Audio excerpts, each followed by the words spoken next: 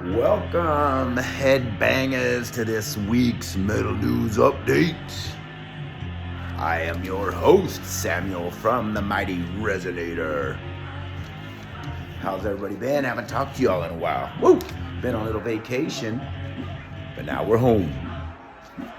Gonna run through some of this week's top metal news stories, but first, what's today? August 20th, 2026. Today would have been my boy Dimebag Darrell's 60th birthday. So, have a black tooth, play some Pantera, say a prayer for our brother up in heaven. Mr. Vinny is there with him. The brothers, Darrell, chilling, looking down on us. So peace, here's to you, Dime. Happy 60th birthday, man. Alright, and check this out. In related news, as they like to say in the news world, the band Down, which features the lead singer from Pantera, Phil H. Anselmo, have just announced that they're releasing a new album November 20th. And they got a brand new single out right now. It's playing in the background. It's called Blood Oath. So now, we all know about Down, right? The stoner sludge doom metal of Down, Southern style. Well, the new album's gonna be freaking killer. I've been looking at the track listing. They actually have a tune with King Diamond singing duet with Phil. The name of the song is Merciful Fate. Spelled with an I instead of a Y, so I guess that's kind of fun. And they also have a cool song called Oz, which is what Phil always called Ozzy, right? Yo, Oz. So it's a tribute to Mr. Ozman himself, the Prince of Darkness, Ozzy Osbourne. So that ought to be really cool. Now, see, as most of you guys know, man, Down was formed back in 1991 with a bunch of cool dudes. You know, you got Phil Anselmo from Pantera on lead vocals. Everybody knows.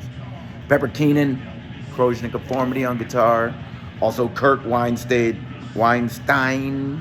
from Crowbar on guitar.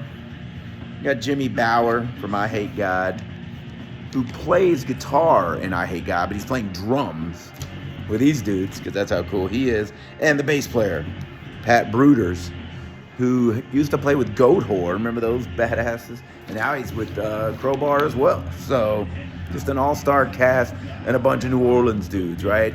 I was reading about it, man. They met each other as teenagers, growing up in the metal scene in New Orleans.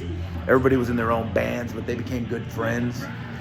And that's why they kind of got together and said, hey, man, we're going to make our own band. So, they've been around since 1991, which that's quite a while ago. And their latest album is their 5th album. And it's going to be called, wait for it, Volume 5. What a shocker, right? They're so original. But it's going to be a cool one, man. I can't wait to check it out. Down's always been a badass band. I love that power chord, grungy, stoner rock. So it's going to be great, man. Look for that coming out in November. But right now, like I said, go on YouTube. That's where I'm at. And they got their latest single, Blood Oath, out right now. And it sounds good, baby. Check that out. Alright, hold on a sec. Alright, yeah, keep going. Check this shit out that I read today. Remember the band Savatage? In the Hall of the Mountain King? You hear him in the background.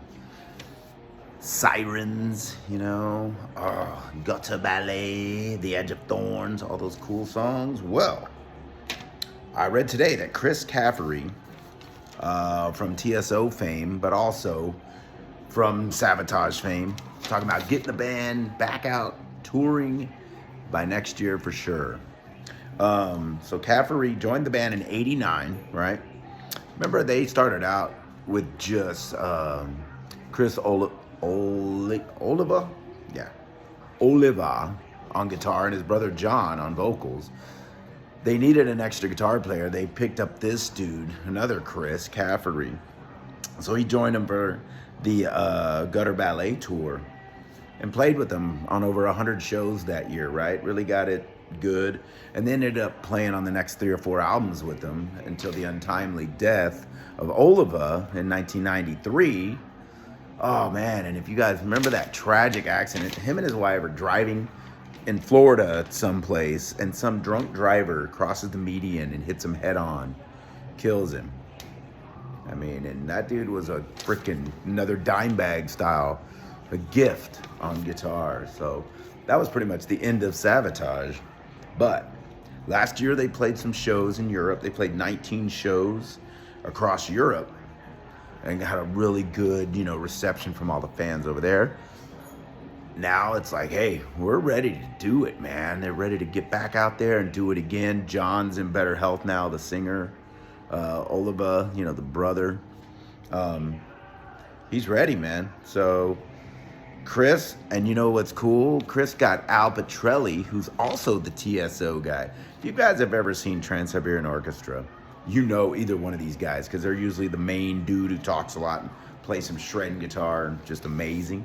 Well, that's what's going down, man. Savatage is talking about getting back together, going on tour across the United States and North America. And I, for one, would be front row center for that shit, man.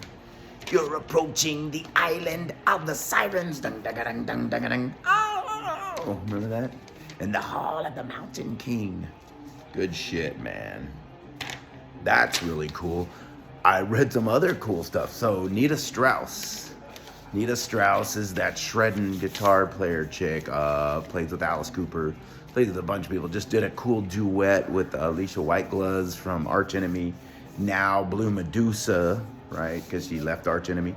But Nita Strauss and her husband just signed a deal with the LA Rams again. So this will be like their 6th or 7th year in a row that they get to play at home games in SoFi Stadium, which is like freaking killer stadium, during the Rams games, and play some shredding guitar and drums and get paid to go watch football and rock and roll. So I'm already kind of a Rams fan just because, they're freaking awesome, and Stafford is a Texas kid. We like him, but even more so now, man. So, I'm always going to be a Cowboys fan, but go Rams in the background because they got some heavy metal rock and roll chick and her hubby rocking out during the game. So that's awesome, man. Not a whole lot else going on except, let me talk to you about Tuesday night here in San Antonio. I'm sure some of y'all saw my post from the show down at the Aztec Theater. Yeah, Upon a Burning Body and Devil Driver and Oz, some other, he showed up late. But of Sulfur, that's who it was. They were playing when we showed up. It sounded really good. But anyway, oh my God, Upon a Burning Body, San Antonio's own Upon a Burning Body, came out and just freaking took control, baby. They're so amazing. Started with the new tune, that Kill Shot. Man, if you haven't heard that, you need to look it up. Really badass song. And then ended with some great classics, man. BMF, Bad Motherfucker. Let me hear you say, hell yeah, hell yeah. And what's the other one? The freaking Texas Blood Money. Very cool. They were so good, man. Upon a Burning Body is one of my favorite bands. They're amazing. They were so good. Not to mention, Devil Driver comes out after them. Des DeFara, Cold Chamber boy. Remember Cold Chamber? Yeah, he's got his new band, Devil Driver. Heavy. They did some Clouds Over California, Dig Your Own Grave, Dead in the Water, a couple other classics from back in the day. All in all, just a great show. It was a freaking Tuesday. So needless to say, Wednesday I was rolling into work a little rough. But what a show, man. Never disappoints. September is going to be full of great shows, so get ready for that. You got Black Label Society, you got Danzig, you got Iron Maiden, you got Rush. Oh, there's so many bands. Slaughter to Prevail's coming. Seven Dust. So many bands. So hey, before I leave, I just want to say thanks everybody for tuning in. Don't forget, check out Resonator. We're always posting new shit. Like us on Instagram, like us on Facebook. Subscribe to our YouTube channel. Stay good to each other. Love one another. Tell the people that are in your life you love them every day, because life's not promised, right? Be good to each other, and we'll see you soon, metalheads. Peace out. out.